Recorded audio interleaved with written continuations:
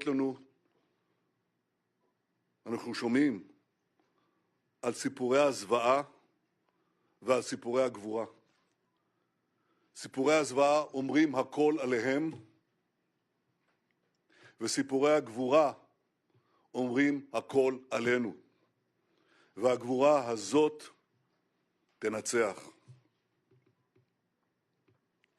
Mr. Secretary, your visit is another tangible example of America's unequivocal support for Israel. Hamas has shown itself to be an enemy of civilization.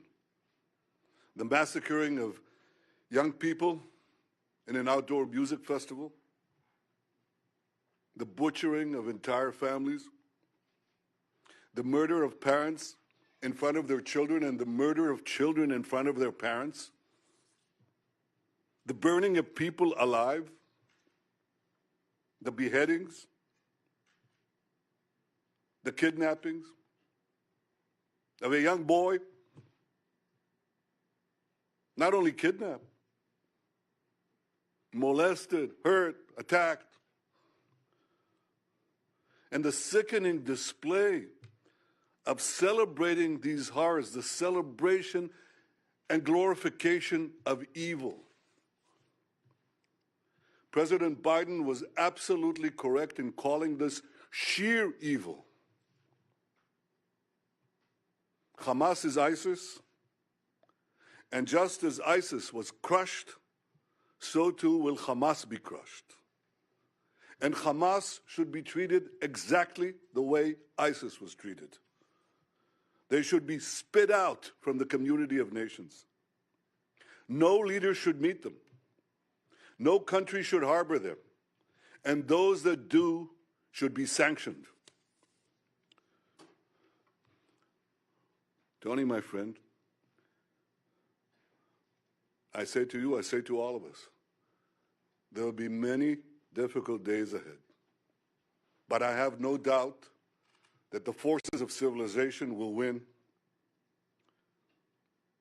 And the reason that's true is because we understand what is the first prerequisite of victory. It's what you just said in our meeting. Moral clarity. This is a time, a particular time, a special time, that we must stand tall, proud, and united against evil. Tony, you are taking that stand. America is taking that stand. Thank you for being here today. Thank you, America, for standing with Israel today, tomorrow, and always.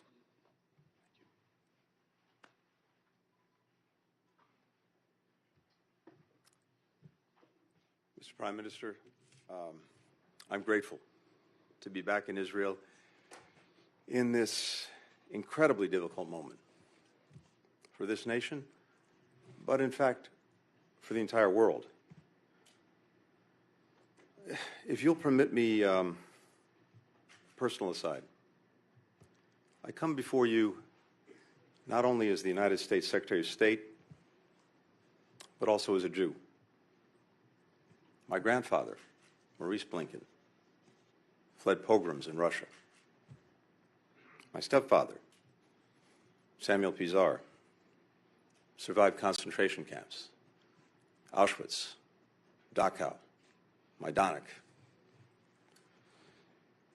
So, Prime Minister, I understand on a personal level the harrowing echoes that Hamas's massacres carry for Israeli Jews, indeed, for Jews everywhere. I also come before you as a husband and father of young children. It's impossible for me to look at the photos of families killed, such as the mother, father, and 3 small children murdered as they sheltered in their home in Kibbutz near Oz, and not think of my own children. This was just one of Hamas's countless acts of terror. In a litany of brutality and inhumanity that, yes, brings to mind the worst of ISIS.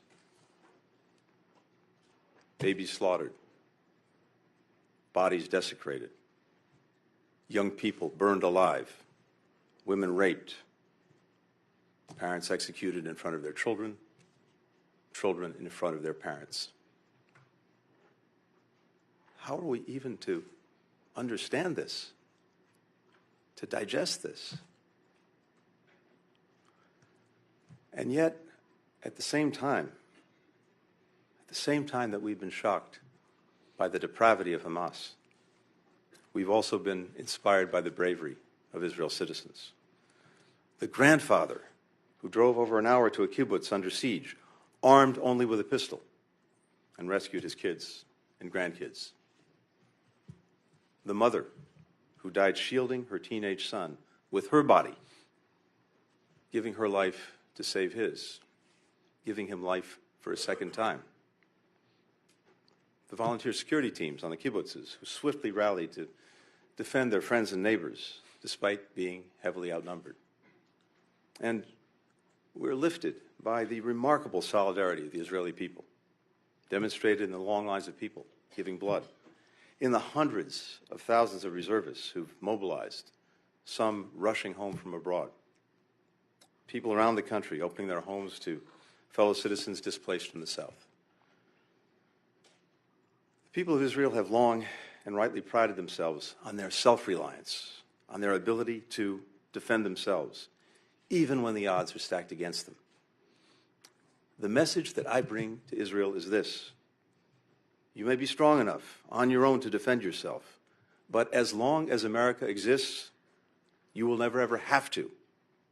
We will always be there by your side.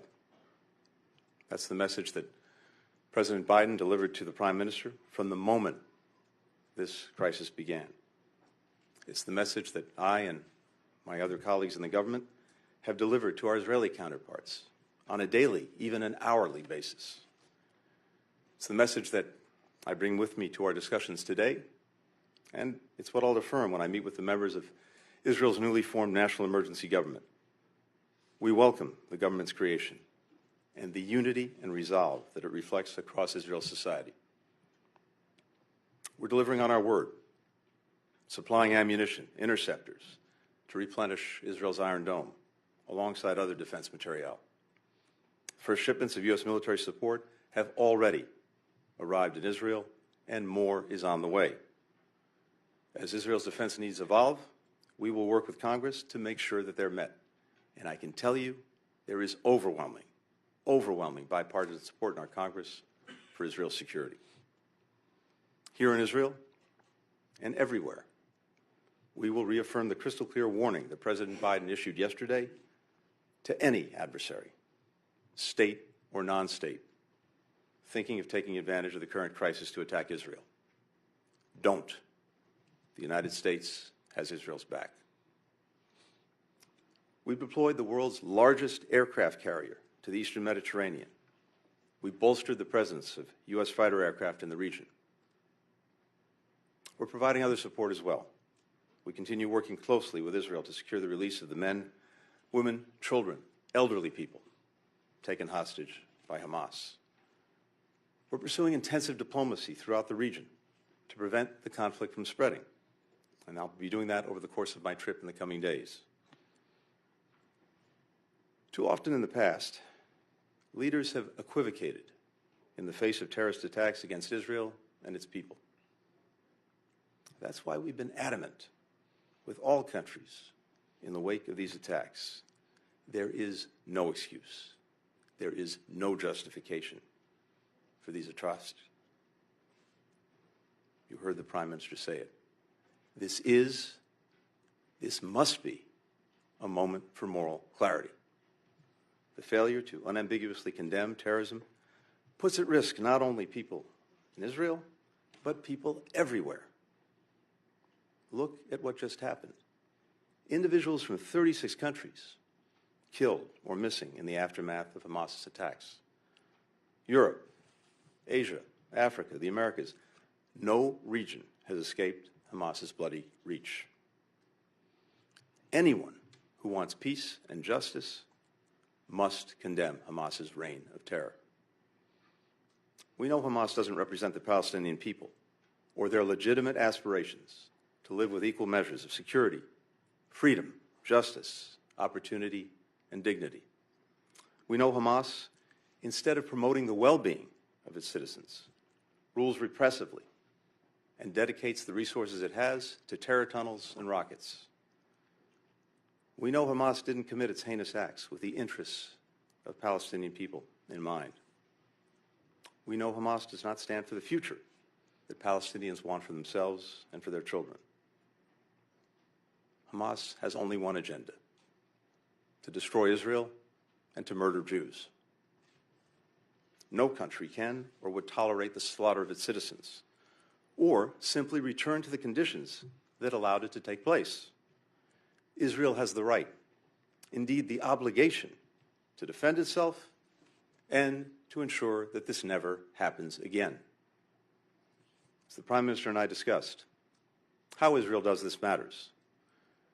We democracies distinguish ourselves from terrorists by striving for a different standard, even when it's difficult, and holding ourselves to account when we fall short. Our humanity, the value that we place on human life and human dignity, that's what makes us who we are. And we count them among our greatest strength. That's why it's so important to take every possible precaution to avoid harming civilians. And that's why we mourn the loss of every innocent life. Civilians of every faith, every nationality who've been killed. Tragically, the number of innocent lives claimed by Hamas's heinous attacks continues to rise. Among those, we now know that at least 25 American citizens were killed. We joined families in Israel, in the United States, around the world, in mourning their immeasurable loss. Nearly 15 years ago, my stepfather, who I alluded to earlier, Samuel Pizar, came here to Yad Vashem to perform the mourner's prayer that he wrote to accompany Leonard Bernstein's Third Symphony, Kaddish. Reflecting on the unspeakable horrors that he'd endured as a boy in the Nazi concentration camps, he wrote that man, though created in your image and endowed with the freedom to choose between good and evil, remains capable of the worst as of the best, of hatred as of love, of madness as of genius. In this moment, where evil, hatred, and madness have once more taken so many innocent lives, we must stand together, resolved to confront what is worst among humanity with what is best. We must provide an alternative to the vision of violence and fear, nihilism and terror presented by Hamas. That is what the United States will do, standing with Israel, working together with its people, and all those in this region who remain committed to the vision of a more peaceful, a more integrated, a more secure, a more prosperous Middle East. Thank you very much.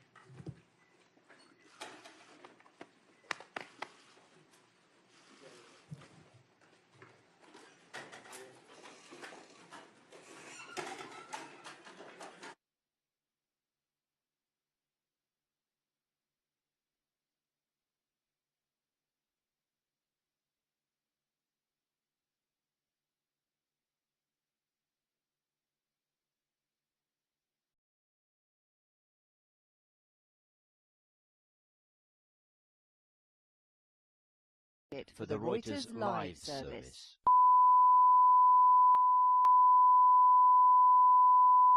This is the primary audio circuit for the Reuters live service.